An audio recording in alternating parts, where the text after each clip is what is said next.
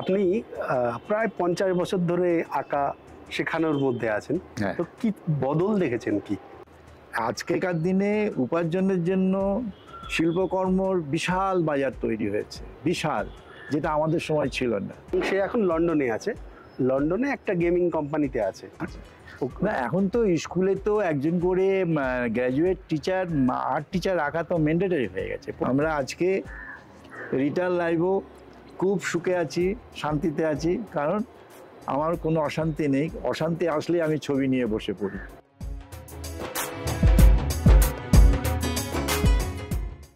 নমস্কার বন্ধুরা, আমরা আজকে এসেছি বাবুল স্যারের কাছে। আমরা তার থেকে জানবো যে এখানটার তিনি একজন আর্টিস্ট ছিলেন এবং তার থেকে এই আর্ট নিয়ে যারা কেরিয়ার তৈরি করতে চান, কিভাবে করবেন, কি এর অপশান আছে, কি কেরিয়ার আছে, এই সমস্তগুলো আমরা আজকে বাবুল স্যারের থেকে জানবো। তো স্যার, একটু আপনার সম্পর্কে আগে একটু বলুন যে আপনি তো এখন রিটায়ার করে গেছেন, তো রিটায়ারমেন্টের আগে কি করেছেন বা কি করেছেন সেই ব্যাপারে আপনার কর্মজীবন নিয়ে একটু বলুন। গভর্নমেন্ট আর্ট কলেজ থেকে ইন্ডিয়ান পেন্টিংয়ের ওপরে আমি আঁকাঝোঁকা করেছি, শিখেছি, জেনেছি। দুর্ভাগ্যবশত আর্ট কলেজের ডিপ্লোমাটা কমপ্লিট করা হয়নি, কারণ সে সময় ডিপ্লোমা ছিল, আর ওই ডিপ্লোমার খুব একটা মূল্য কেউ দিতেন না। এবং সেই সময় একটা সরকারি চাকরির অপশান পেলাম, সেটাও আঁকার উপরে। তখন সেই চাকরিতেই ঢুকে পড়লাম। কিন্তু এটা কত সালের কথা? এটা হচ্ছে 1972 সাল। 1972, মানে এখন থেকে 52 বছর আগে। তখন বাংলার অবস্থা খুব ভালো ছিল না, খুব টালমাটাল অবস্থা ছিল। হ্যাঁ, যাই হোক, হ্যাঁ, নকশাল আমল। যাই হোক, তারপরে তো কাটিয়ে এলাম। এসে আঁকাটাকে কিন্তু রেখে দিয়েছিলাম, ছাড়িনি। কর্মজীবনটা সরকারি কাজে লাগিয়েছিলাম। একদিকে কর্মজীবন, একদিকে শিল্পজীবন। শিল্পী হিসাবে শিল্পীটা হয়েছিলাম ভালোবাসা থেকে। যাই হোক, করতে করতে যখন একটা জায়গায় এলাম, তখন দেখলাম যে এই আঁকাটাকে আরও ভালো করে চালাতে গেলে, আমাকে এটার মধ্যে থাকতে গেলে, এর একটা ভালো জায়গায় একটা আমাকে যাতে এটা চর্চা করতে পারি, সেরকম একটা জায়গায় যেতে হবে। তখন আমি গভর্নমেন্ট আর্ট কলেজের ফেলো হিসাবে আঁকার স্কুল শুরু করলাম, আঁকা শেখানো। তা আঁকা শেখানোর ক্ষেত্রে বলি, এই যে শেখানো কথাটা আমি ব্যবহার করলাম, এই কথাটা কিন্তু আমার খুব পছন্দের নয়, কিন্তু তবু এটা আমাকে বলতে হচ্ছে, কারণ সবাই বলে কোথায় যাচ্ছ? না, আঁকা শিখতে যাচ্ছি। আঁকাটা হচ্ছে এটা ভেতরের ব্যাপার, আর আঁকাটার সবচেয়ে বড় ব্যাপারটা হচ্ছে চিন্তার ব্যাপার। আমি একটা কিছু চিন্তা করলাম, সেই চিন্তাটাকে যারা শিল্পী তারা সেটা একটা রূপ দিচ্ছেন, সেই রূপটা হচ্ছে চিত্র। সেই চিত্রটা তৈরি করছি কিভাবে না, তার কতগুলো নিয়ম আছে। যদিও বলা হয় যে আঁকার কোনো নিয়ম নেই, নিয়ম আছে। সেই নিয়মের মধ্যে থেকে আমরা সেই চিন্তা ভাবনাকে একটা রূপ দিই। আমার চিন্তাটা ওই রূপের মধ্যে গিয়ে চিত্র হয়ে যখন আরেকজনের কাছে যাচ্ছে, তখন সে উপলব্ধি করছেন যে আমি কি ভেবেছি, কি ভেবে আমি এই রূপটা এনেছি। এটা খুব কঠিন। আমার চিন্তা ছিল এই কঠিনটাকে সহজ করার, কিভাবে সহজ করা যায়। সেই জন্য আমি যারা আমার কাছে আঁকা শিখতে আসতো তাদের বলতাম যে তোমাদের আমি আঁকা শেখাতে পারবো না, কিন্তু আঁকাটা যাতে ভালো লাগে সে ব্যবস্থাটুকু তোমাদের করে দেওয়ার চেষ্টা আমি করতে পারি। সেটা কীরকম? আমি আমার এই ছোট বড় মাঝারি সবাইকে নিয়ে মাঠে ঘাটে আঁকতে চলে যেতাম। সেখানে বসে আমি আঁকতাম, বলতাম তোমরা পেছনে দাঁড়িয়ে দেখো আমি কি আঁকছি, কিভাবে আঁকছি। তখন তারা খুব উৎসাহিত হয়ে দেখতো, এবং আমি যেটা আঁকছি সেটা আমি সামনে রেখে দিতাম, বলতাম এবার তোমরা তোমাদের অ্যাঙ্গেল থেকে যা দেখতে পাচ্ছ সেটা তোমরা আঁকো। এবং ওরা যখন আঁকতো তখন আমি ওদেরকে ওই সহজ নিয়মটা শিখিয়ে দিতাম, পদ্ধতিটা কিভাবে আমার সামনের এই প্রকৃতিটাকে ফ্রেমের মধ্যে আনতে হবে, ধরতে হবে। এর মধ্যে একটা আনন্দ আছে, একটা রিফ্রেশমেন্ট আছে, এর মধ্যে একটা দেখার বিষয় আছে, এবং যেটা আঁকছি সেটা কিভাবে দেখতে হবে। দেখার মধ্যে অনেকগুলো অ্যাঙ্গেল আছে, যেমন আমি এভাবে দেখছি, এর ভেতরে আমি লুকটাকে একটা জায়গায় কনসেন্ট্রেট করছি, যেটাকে আমরা বলছি ফোকাল পয়েন্ট। এই ফোকাল পয়েন্টটা হচ্ছে আঁকার মূল বিষয়। ওই জন্য যারা বেশ শিল্পকর্মে সমৃদ্ধ হয়েছেন তারা কিন্তু ফোকাল পয়েন্টের উপর জোর দিয়ে ছবিটা আঁকেন। একটা ছবিতে অনেক কিছু থাকে, কিন্তু ফোকাল পয়েন্টটা মানুষ যেখানে দেখবে দেখবে, এবং যেখানে আমার চিন্তা ভাবনাটা কনসেন্ট্রেট হচ্ছে সেই জায়গাটাতে। এবং এতে দেখা গেল যে যারা আঁকছে তারা যতক্ষণ ছবি আঁকছে, আঁকার বাইরেও যখন ওরকম কিছু দেখে তখন তারা টুক করে সেটা আঁকার জন্য বসে পড়ে। ওইটাই হচ্ছে আমার শিক্ষার পদ্ধতি প্রাপ্তি। আমার কাছে যারা আঁকাঝোঁকা শুরু করেছিল তারা এখন দেশ বিদেশে ঘুরে বেড়াচ্ছে এবং শিল্পকর্ম করে তারা এখন জীবিকা নির্বাহ করছে। এটা হচ্ছে আমার বড় প্রাপ্তি। আপনি প্রায় 50 বছর ধরে আঁকা শেখানোর মধ্যে আছেন, তো কি বদল দেখেছেন? কি বদলটা হচ্ছে, আমি গভর্নমেন্ট আর্ট কলেজে যখন ছিলাম তখন সেটা ছিল ডিপ্লোমার কলেজ। তখন ডিপ্লোমা দেয়া হতো, ডিগ্রি দেওয়া হতো না। কিন্তু আমরা যখন বেরিয়ে এলাম তখন ওটা ডিগ্রি হয়ে গেল। আমরা 5 বছরের ডিপ্লোমা করতাম, 2 বছর প্রিপারেটারি, 3 বছর হচ্ছে আমাদের স্ট্রিম, যে স্ট্রিমে যাবে। প্রিপারেটারি হচ্ছে সবাই। এবার যখন আমরা প্রিপারেটারি কমপ্লিট করলাম, স্ট্রিমে গেলাম, তখন কে ইন্ডিয়ান পেন্টিং, কে ওয়েস্টার্ন পেন্টিং, কে স্কাল্পচার, সেটা ভাগ হতো তাদের কাজের মূল্যায়নে। এটা একটা পদ্ধতি ছিল। কিন্তু আজকে যারা আর্ট কলেজে আঁকা শিখতে যাচ্ছে তারা আঁকার রং তুলি যত নিয়ে যাচ্ছে তার থেকে বেশি নিয়ে যাচ্ছে বইপত্র। কারণ ছবি যাই করি না তাতে কিছু যায় আসে না, কিন্তু লেখাটা আমাকে ঠিক করে করতে হবে যাতে ডিগ্রিটা আমার আসে। ডিগ্রি করতে গিয়ে যেটা হচ্ছে, সৃষ্টিটা অনেক ব্যাঘাত ঘটে যাচ্ছে। একজন শিল্পীকে আমরা তার সৃষ্টির জন্য চিনি। আজকে একজন শিল্পীকে তার সৃষ্টির বাইরেও অনেক কিছু ইতিহাস, অনেক কিছু ইতিহাস এগুলো পড়তে হচ্ছে। ইতিহাস দিয়ে তো আর ভেতরের কথাটা বেরোবে না। ইতিহাসটা জানা থাকে সবালে এসে যায়, ইতিহাসটা এসে যায়। কিন্তু আমি যখন একটা কিছুকে চিন্তা করছি, সেই চিন্তাটার ভেতরে যে বিষয়টা আমার আসছে সেটা আমার চোখের সামনে ভাসছে, সেটাকে আমি রূপ দিচ্ছি। সেই যে রূপটা দিচ্ছি সেই রূপটা হচ্ছে মৌলিক, আর কেউ দেয়নি, আমিই প্রথম দিচ্ছি। সেটাকেই বলছি আমরা ফাইন আর্ট, ক্রিয়েটিভিটির ফাইন আর্ট। আর আজকেকার যা হচ্ছে মোবাইলে, কাগজে, এখানে সেখানে, ওটা দেখে দেখে একটু চেঞ্জ করে করা হচ্ছে, এটাকে বলা হচ্ছে কমার্শিয়াল আর্ট।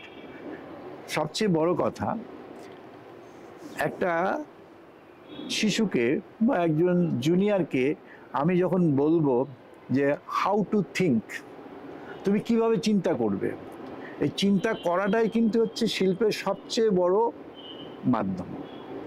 আমার কাছে সুস্থ চিন্তার সুস্থ ছবি বেরোবে, অসুস্থ চিন্তার অসুস্থ ছবি বেরোবে।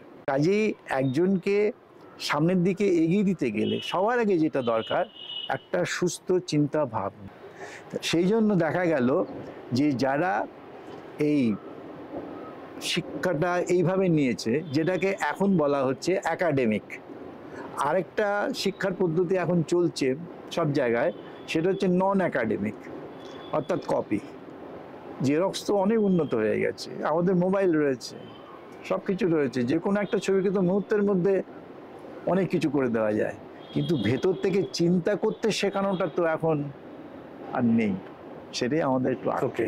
মানে আগে ফাইন আর্টস থেকে, ক্রিয়েটিভিটি থেকে এখন কমার্শিয়াল, এই ট্রান্সফর্মটা হয়ে গেছে অনেক। এবং ট্রান্সফর্মটা হয়ে যাওয়ার ফলে কি হচ্ছে, এখন যা কিছু হচ্ছে সব কিছুই হচ্ছে কমার্শিয়াল, এবং সেগুলোর ভেতরে চিন্তার ভাবনার ছাপটা বেশি থাকছে না, যার জন্য আস্তে আস্তে মূল্যটা কমে যাচ্ছে।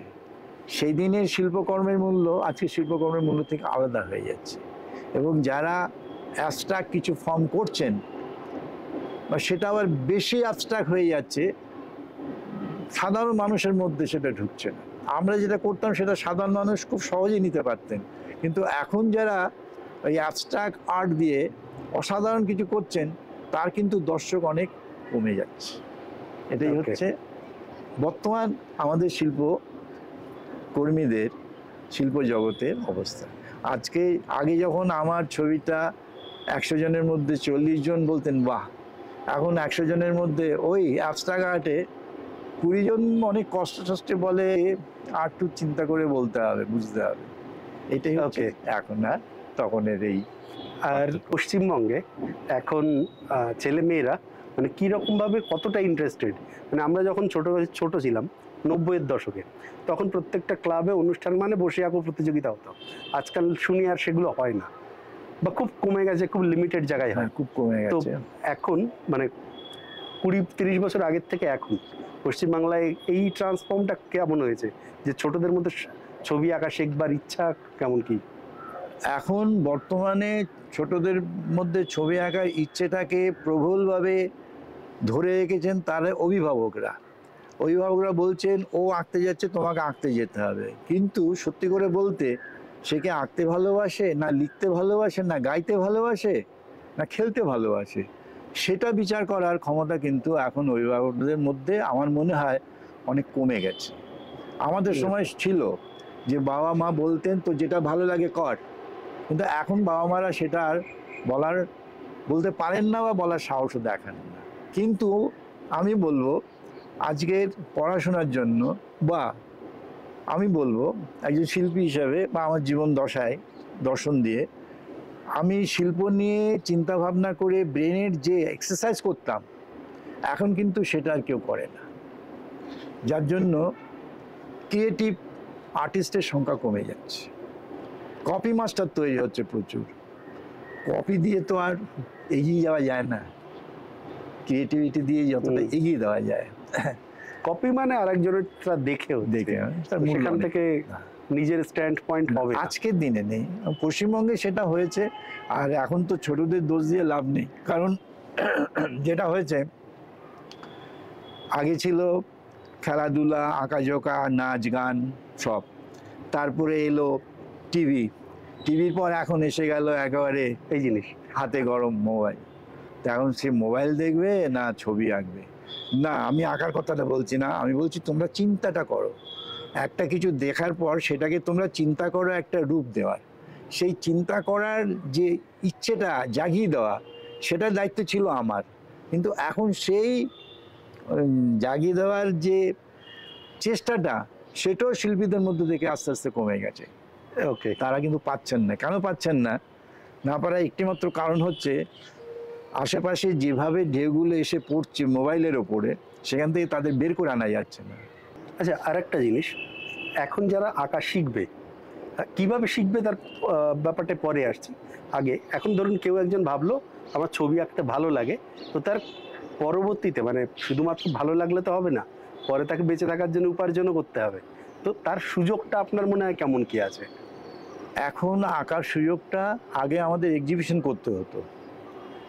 এক্সিবিশন করার প্রচুর খরচ এবং যুক্তি ছিল, অনেক ঝামেলা ছিল। কিন্তু এখন যদি কেউ ভালো ছবি করে, কাজ করে, এবং সেই কাজ মোবাইলের মাধ্যমে, মিডিয়ার মাধ্যমে ঘরে ঘরে পৌঁছে যাচ্ছে, এবং সে অনেক বেশি প্রচার পেয়ে যাচ্ছে বা স্বীকৃতি পাচ্ছে। বাজারটা অনেক বড়োভাবে ছড়িয়ে গেছে। কিন্তু কাজের ভেতরে যদি গভীরতা থাকে, তাহলে খুব ভালো বাজার আছে, খুব ভালো বাজার আছে। মানে সে কি শুধু একটাই মাধ্যমে, না চাকরি বাকরিও হয় এক্ষেত্রে? না, হয়, কোনো অসুবিধা নেই। আমি অ্যাডমিনিস্ট্রেশন চাকরি করতাম। আমি অফিসের সার্ভিস রুল কোড করে অ্যাডমিনিস্ট্রেশন ফাইল লিখতাম, সেটা হচ্ছে 8 ঘন্টার মধ্যে। 8 ঘন্টার বাইরে তো আরও আমার যে বিশাল সময়টা রয়েছে, পুরোটাই তো আমার চিন্তার জন্য ছাড়া আছে। তুমি ছবি আঁকো, আমরা এঁকেছি। আমরা আজকে রিটার্ন লাইফও খুব সুখে আছি, শান্তিতে আছি, কারণ আমার কোনো অশান্তি নেই। অশান্তি আসলে আমি ছবি নিয়ে বসে পড়ি, আমি ছবির জগতে ঢুকে পড়ি। ওর থেকে বড় জগৎ আর নেই আমার কাছে। সেরকম যদি কেউ মনে করে যে আমি ছবির জগতে থাকবো, আমি শিল্প করব, আমি ক্রিয়েটিভিটির মধ্যে থাকবো, থাকতে পারে, তাতে ব্রেনটা বরঞ্চ ভালোভাবে কাজে লাগে। ব্রেন এবং আমার স্কিলটা ভালো জায়গায় কাজে লাগলো, কিছু সৃষ্টি হলো, আমার পরবর্তী কিছু থেকে গেল।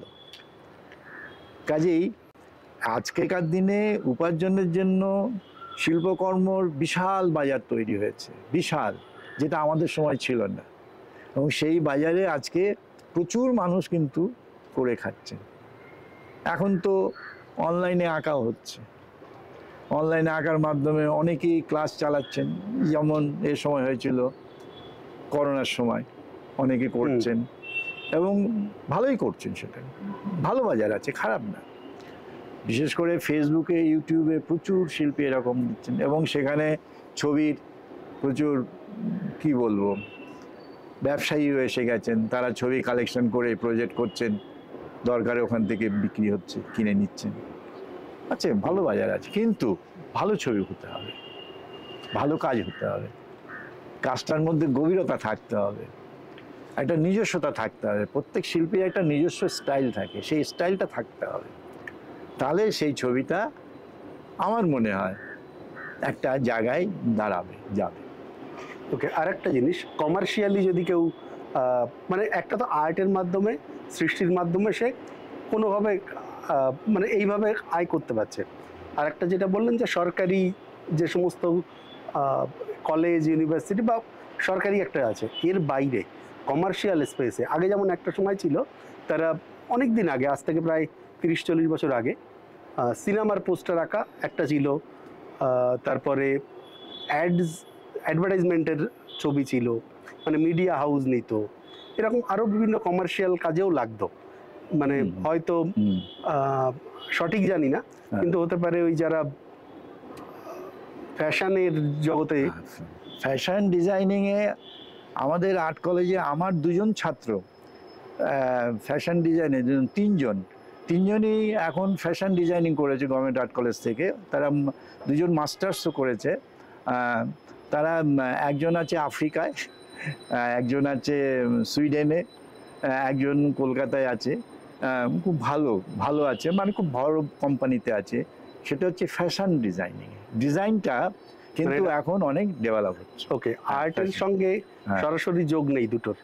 না, আছে, আর্টের সঙ্গে যোগ আছে। এটা আর্ট কলেজেই পড়ানো হয়? হ্যাঁ, আর্ট কলেজে পড়ানো হয়। গভর্নমেন্ট আর্ট কলেজে পরে আসছে এই বিষয়টা। হ্যাঁ, আর গভর্নমেন্ট আর্ট কলেজই আছে। আমি যেমন একজনকে জানি, সে ছবি আঁকা শিখেছে ডিজিটাল আর্টে, নর্মাল আর্টে না। নর্মাল আর্ট তো শিখতেই হয়, তারপরে সে ডিজিটাল আর্ট করে সে এখন গেমের যে সমস্ত ডিজাইন, মানে ভিডিও গেম, ওর ডিজাইনিং করে। এবং সে এখন লন্ডনে আছে, লন্ডনে একটা গেমিং কোম্পানিতে আছে। এবং একই সঙ্গে যত অ্যানিমেশন মুভি হয়, তো সেই সমস্ত জায়গাতেও তো আর্ট যারা নিয়ে পড়াশুনো করে তাদের চাকরির একটা সুযোগ থাকে। তার মানে অ্যানিমেশন, এখন যেমন অ্যানিমেশন মুভি তো প্রচুর। হ্যাঁ, মানে রিসেন্টলি আমি দেখি আমার বাড়িতেও আমার ছেলে মেয়েরা, ভাইপো ভাইজিরা দেখে কোরিয়ান একটা অ্যানিমেশন, সম্ভবত অ্যানিমে বা সামথিং, কোরিয়ান বা জাপানিজ, ওরা ওইগুলো দেখে সব সময়। পুরো মুভিটা অ্যানিমেশনের 1000-এর বেশি এপিসোড, আর মানে সারা পৃথিবী জুড়ে দেখে নাকি এখনকার জেনারেশন যারা। অ্যানিমেশন তো এখন তো আর রং তুলি লাগে না, এখন তো কম্পিউটার গ্রাফিক্সে সব কিছু করতে পারে, কিন্তু আর্টটা তো লাগে তার জন্য। হ্যাঁ, ওই জন্য বললাম যে মূল ব্যাপারটা হচ্ছে চিন্তা ভাবনাটা। চিন্তার মধ্যে একটা সৃষ্টির উল্লাস থাকতেই হবে। যদি আপনার চিন্তার মধ্যে একটা সৃষ্টির ব্যাপার থাকে যে আমি একটা কিছু সৃষ্টি করব, আগে আমরা রং তুলি কাঁধে ব্যাগে নিয়ে ঘুরে বেড়াতাম, এখন তো আর রং তুলি নিয়ে ঘুরতে হচ্ছে না, এখন তো আইপ্যাডের মধ্যে সমস্ত কিছু আছে। কিন্তু সব কিছু থাকলে যেটা মূল দরকার সেটা হচ্ছে হাউ টু ড্র হচ্ছে মূল কথা। কিভাবে আঁকবো, কিভাবে আঁকবো, তারপরে আসছে কি আঁকবো, তারপরে আসছে কেন আঁকবো। তাহলে কি আঁকবো, আমার একটা সুস্থ চিন্তা ভাবনা আঁকবো, সেটা আমার সামাজিক হোক, যেমন যেখানে আছে। তারপরে হচ্ছে সেটা আমি কোন মাধ্যমে আঁকবো, সে মাধ্যমে। আগে আমাদের মাধ্যম ছিল জল রং, গোয়াচ, তেল রং, নানা রকম। আর এখন তো এসে গেছে সমস্ত কম্পিউটারে, নানা রকম সব চিপস তৈরি হয়ে আসছে। কাজেই সব কিছু তৈরির পেছনে যেটা মূল বিষয় আমি বললাম, যে আমি বাচ্চাদের সবার আগে দেওয়ার চেষ্টা করতাম যে হাউ টু ড্র, এবং ওই ড্রটার মধ্যে যেন সে আনন্দ পায়। আনন্দটা যদি না থাকে তাহলে কিন্তু কোনো তার মানে কাজ হবে না। যদি কেউ এখন কোনো বাচ্চারা যদি তারা এখন আর্ট নিয়ে তাদের ন্যাচারাল ইন্টারেস্ট থাকে, তাহলে সে সেটা পড়তে পারে এবং আশা করা যায় যে আয়ের উপার্জনের কোনো অসুবিধা কোনো অসুবিধা নেই, কোনো অসুবিধা নেই। এবং করতে পারে শুধু না, করা উচিত আমি বলবো। তো কারণ আমরা যেটাই পড়াশোনাতে যাই, কি ডাক্তারি, কি মাস্টারি, কি ওকালতি, সব জায়গায় কিন্তু শিল্পের একটা প্রয়োজন আছে। সেই প্রয়োজনটা কি না, সুস্থ চিন্তা। সুস্থ চিন্তা কারাই করতে পারেন? যারা কিছু সৃষ্টি করতে পারেন। সৃষ্টির মধ্যে সুস্থ চিন্তাটা মিলিয়ে আছে। একজন শিল্পী তখনই সার্থক যখন তার চিন্তাটা পজিটিভ হচ্ছে, প্লাস হচ্ছে। এইটাই হচ্ছে আঁকার মূল বিষয়। এবং আমরা যারা অভিভাবক এখন আছি, আমাদেরও উচিত যে আমাদের বাচ্চারা যে যাই করছে করুক, তারপরেও তাকে এই ব্যাপারটাকে মধ্যে ঢোকানো, যে তুমি চিন্তা করো যে তুমি কি করছো। সে চিন্তার মধ্যে তুমি একটা পজিটিভ কিছু চিন্তা করো। ওকে, যার লেখনী ক্ষমতা আছে সে লিখছে, যার গাইবার ক্ষমতা আছে সে গান তৈরি করছে, যার বাজানোর ক্ষমতা আছে সে বাজাচ্ছে, আর যার শিল্প কর্ম করার, চিত্র তৈরি করার ক্ষমতা আছে সে চিত্র তৈরি করছে। ওকে। তার মানে আগে যে এইটা ছিল যে ছবি আঁকা শিখলে কি করবে না করবে সেই ভয়টা আজকাল আর নেই, একদম কি আছে। তো তার মানে যারা ভালো আঁকতে পারে, ইন্টারেস্ট আছে, মা বাবার উচিত তাকে সেদিকে ঠেলে দেওয়া যে তুমি করো, এটা তুমি করো। এরপরে ঠিক আছে তুমি করো, কিভাবে করবে, শেখার পদ্ধতিগুলো করার জন্য আমি গভর্নমেন্টের জায়গায় আর যাচ্ছি না, কারণ গভর্নমেন্ট যেখানে যেখানে হাত দিয়েছে কোথাও ওই একটা জায়গায় গিয়ে থেমে গেছে। এখন গভর্নমেন্টের বাইরে যারা অনেক রকম সংস্থা তৈরি হয়েছে, অনেক ইনস্টিটিউট তৈরি হয়েছে নতুন নতুন, এবং সেই সমস্ত ইনস্টিটিউটগুলো প্রচণ্ড কি বলবো সুনামও অর্জন করেছে। এখন আমরা মিডিয়াতে গিয়ে যদি খোঁজ করি, গুগলসে খোঁজ করলে জানা যাবে কোন ইনস্টিটিউটের কি তার কাজকর্ম, কি অবস্থায় তারা আছে। সেরকম কোনো একটা ইনস্টিটিউটে বেছে নেওয়া দরকার। ওকে, তার মানে এটা হয়তো মাধ্যমিকের পরে না উচ্চ মাধ্যমিকের পরে? অ্যাকচুয়ালি ব্যাপারটা হচ্ছে মাধ্যমিক উচ্চ মাধ্যমিকটা যদি আমি করতে যাই, তাহলে এই যে আগে ছিল ডিপ্লোমা, এখন ডিগ্রি পর মাস্টার্স ডিগ্রি করতে গেলে একটা বয়সের সীমা আছে, সেই বয়সের পরে ওটা করতে হয়। তো সেটা এখন কি অবস্থায় আছে আমি সঠিক সেটা বলতে পারবো না, কিন্তু মাধ্যমিকটা তো উচ্চ মাধ্যমিকটা তো করতেই হবে, করার পর তারপরে এগোতে হবে। উচ্চ মাধ্যমিকটা করে এগোনোই ভালো, গ্রাজুয়েশন লেভেলে। আর এইরকম সংস্থা কলকাতার দিকে কারা কি আছে? মানে আপনি যেটা বললেন যে সরকারি দিকে আপনি খুব একটা সুবিধার বললেন না, এখন সরকারি মানে কি Rabindra Bharati, Visva Bharati, government art college বা দমদমে একটা আর্ট কলেজ আছে, ওটা হচ্ছে ইন্ডিয়ান আর্ট কলেজ। ওটা হচ্ছে আমাদের গভর্নমেন্ট আর্ট কলেজ হচ্ছে পুরোপুরি মানে ফ্রি অফ কস্ট ছিল, এখন কতটা কি জানি না। আর ইন্ডিয়ান আর্ট কলেজ ছিল একটা প্রাইভেটের আন্ডারে ছিল, গভর্নমেন্টে কিছু, ওটা ছিল অ্যাফিলেটেড এডেড। আর রবীন্দ্রভারতী হচ্ছে সরকারেরই, ওটা একটা অ্যাফিলেটেড। আর আছে আমাদের বিড়লা একাডেমি আছে, একাডেমি ফাইন আর্টসে আছে, ভিজুয়াল আর্ট আছে, আর আরও অনেক আর্ট স্কুল, কলেজ বলবো না, সৃষ্টি হয়েছে। কিন্তু তারা কতটা ডিগ্রি দিতে পাচ্ছেন সে খবর আমার কাছে এই মুহূর্তে নেই। ওকে, তো আপনি যাদের বললেন যে প্রাইভেটে যে জায়গাগুলো, তারা কারা? হ্যাঁ, প্রাইভেটে জায়গাগুলো যেমন হচ্ছে বিড়লা একাডেমিতে আঁকার ক্লাস হয়, তারপরে একাডেমি ফাইন আর্টসে আঁকার ক্লাস হয়, সেখানে নুড প্র্যাকটিসেরও ব্যবস্থা আছে। আরও বেশ কিছু হয়েছে। তা রবীন্দ্রভারতী তো আছে, রবীন্দ্রভারতী তো সরকারি অ্যাফিলিয়েটেড, ওখানে যেতে গেলে এখন মনে হচ্ছে ওই নেটের মাধ্যমে যেতে হয়। গভর্নমেন্ট আর্ট কলেজে ওই পরীক্ষা দিয়ে বসে কম্পিটিশন দিয়ে তারপরে যেতে হয়, কিন্তু গভর্নমেন্ট আর্ট কলেজে আগের সেই পরিবেশ এখন আমরা দেখতে পাচ্ছি। আচ্ছা, এ তো গেল কলকাতার। উত্তরবঙ্গে কিছু আছে? হ্যাঁ, উত্তরবঙ্গেও আছে, মানে কোন উত্তরবঙ্গেও কিছু কলেজ আছে, কিন্তু সেগুলো সরকারি স্বীকৃত কিনা আমি বলতে পারবো না। ওকে, মানে শিলিগুড়িতে এগুলো। হ্যাঁ হ্যাঁ। আর পশ্চিমবঙ্গের বাইরে যেমন ধরুন এখন আমরা যে কথা বলছি ব্যাঙ্গালোরের ক্ষেত্রে ব্যাঙ্গালোরের ক্ষেত্রে কিন্তু অনেক ভালো ভালো কলেজ আছে। মানে জানেন কি কোনো কলেজ সম্পর্কে? না, এই মুহূর্তে আমি বা পুনেতে বলতে পারবো না। মানে কলকাতার বাইরে বাকি জায়গায় পুনেতে আছে, বরোদায় আছে, তারপরে আপনার চেন্নাইতে আছে, চেন্নাইতে খুব ভালো আছে, পুনেতে আছে, বম্বেতে একটা আছে, বম্বেতেও খুব ভালো আছে, বদোদরায় একটা রয়েছে, আছে প্রচুর আছে। আসল আমরা তো গভর্নমেন্ট আর্ট কলেজে ছিলাম, ওইখানে তখন একরকম ছিল, আর এখন তো অনেক ওটা বড় হয়ে গেছে বিষয়টা। না, এগুলো অবশ্য খোঁজ করলে জানা যায়, এগুলো খোঁজ করলে মানে ক্যারিয়ার হিসেবে খোঁজ করলে গেলে গুগলসে গেলে সব পেয়ে যাবে, কোন কলেজ কি কি পড়াচ্ছে, কি করছে না করছে, কতটা স্ট্যান্ডার্ড তারা কাজ করাচ্ছে, এরকম আছে, প্রচুর আছে। না, এখন তো স্কুলে তো একজন করে গ্র্যাজুয়েট টিচার, আর্ট টিচার রাখা তো ম্যান্ডেটরি হয়ে গেছে, প্রত্যেক স্কুলে একজন করে আর্ট টিচার রাখতেই হবে। হ্যাঁ, সরকারি স্কুলগুলোতে হ্যাঁ, এখন ওরা না নিলে কোথা থেকে আসবে? হ্যাঁ, কিন্তু নেওয়ার নিয়ম আছে। আমার প্রচুর ছাত্রছাত্রী এখন স্কুল মাস্টারি করছে, তারা আর্ট টিচার হিসাবে ঢুকছে, কিন্তু তাদেরকে আর্টটা বাদ রেখে আর সব কিছু করতে হচ্ছে। আপনি বলেছিলেন আপনার একজন স্টুডেন্ট ব্যাঙ্গালোরে আছে। হ্যাঁ, আমার প্রথম স্টুডেন্ট সে ব্যাঙ্গালোরে আছে, অনেকদিন ধরেই আছে, তার বিবাহ সূত্রে সে সেখানে থাকে। সে এখন একটা স্কুল করেছে, কালার একাডেমি কি কালার অ্যান্ড এরকম নামে, কিন্তু এখন সেটা তার একটা বেশ বড় ধরনের ইনস্টিটিউট তৈরি হয়েছে, আর প্রচুর ছেলে মেয়ে সেখান থেকে বেরোচ্ছে এবং তারা খুব পুরস্কারও নিচ্ছে, আমি মাঝে মাঝে ফেসবুকে দেখতে পাচ্ছি। হ্যাঁ, তার নাম হচ্ছে দেবলীনা চক্রবর্তী। দেবলীনা চক্রবর্তী আমার প্রথম স্টুডেন্ট। তার এখন এটা বিদেশে কেউ আছে? হ্যাঁ, বিদেশে আছে এখন, সুইডেনে আছে বিজেত্রী রায়, আর আফ্রিকায় আছে পূর্ণা দেব, আর কলকাতাতে আছে সরসী রায়, ও এখন আঁকাঝোঁকাই করছে, আর আছে যে সঞ্জয় বণিক, ওরা সব টেক্সটাইল নিয়ে পড়াশোনা করেছে, এখন খুব ভালো জায়গায় আছে। আপনাদের যদি এই বিষয়ে আরো জানার ইন্টারেস্ট থাকে, এই ভিডিওটা অলরেডি প্রায় 30 মিনিট হয়ে গেছে, তো আমি এরপরে অন্য একটা ভিডিও করবো যে আর্ট নিয়ে যারা পড়তে চায়।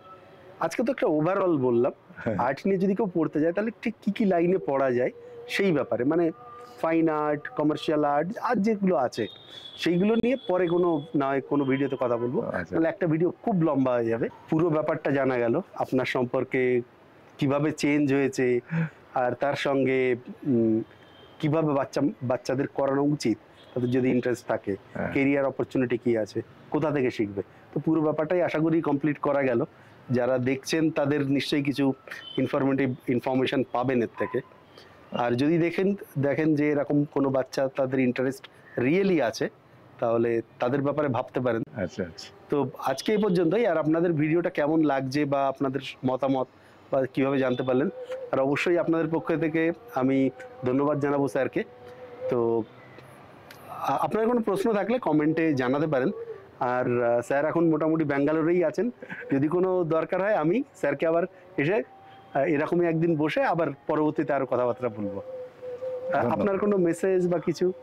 হ্যাঁ, আমার মেসেজ হচ্ছে, যারা চিন্তাশীল, চিন্তা করতে ভালোবাসে এবং চিন্তা করে সুস্থ চিন্তা করতে পারে, তারা শিল্পকর্ম করুক, এবং শিল্পের মধ্যে নিজেকে অনেক ওপরে নিয়ে যাওয়া যায়, তুলে নেওয়া যায় এবং নিজেকে ব্যস্ত রাখা যায়। এই পারিপার্শ্বিক যে সমস্ত অশান্তি, সেখান থেকে নিজেকে অনেকটা মুক্ত রাখা যায় যদি আমি আমার শিল্পকর্মের মধ্যে, আমার সৃষ্টির মধ্যে থাকি, এবং সৃষ্টির বাইরে আমি তো কিছু ভাবতেই পারি। ওকে, যাক, ধন্যবাদ স্যারকে, আর সবাই ভালো থাকবেন। এরপরে অন্য কোনো একটা ভিডিওতে এরকম কেরিয়ার রিলেটেড অন্য কোনো ভিডিওতে আবার দেখা করব। আর যদি আপনার মনে হয় যে আপনি এই চ্যানেলের মাধ্যমে আপনার বক্তব্য অন্যদের সামনে বা অন্যদের কাছে পৌঁছে দিতে চান, যেমন আমি এরকম পডকাস্ট বা ইন্টারভিউ যাই বলুন, এটা আমি সেকেন্ডটা করলাম, সেকেন্ড বা থার্ডটা হবে, যদি এরকম আপনিও কিছু জানাতে চান অন্য কাউকে, তাহলে দয়া করে একটু কমেন্টে জানাবেন, আমি যোগাযোগ করে আপনার ওখানে গিয়ে না হয় আমি আপনার সঙ্গে কথা বলবো। ভালো থাকবেন, দেখা হবে এরপরে অন্য কোনো ভিডিওতে। নমস্কার স্যার, আর আপনাদেরও নমস্কার। নমস্কার। নমস্কার। এগুলো সেই টেক্সচার, তাই তো? ওকে, আমি আমার বেশিরভাগ কাজ টেক্সচারের উপরে। এগুলো হ্যান্ডমেড পেপার, হ্যাঁ, তারপরে ওয়াটার কালার, তাই তো? এইগুলো সব ওয়াটার কালার।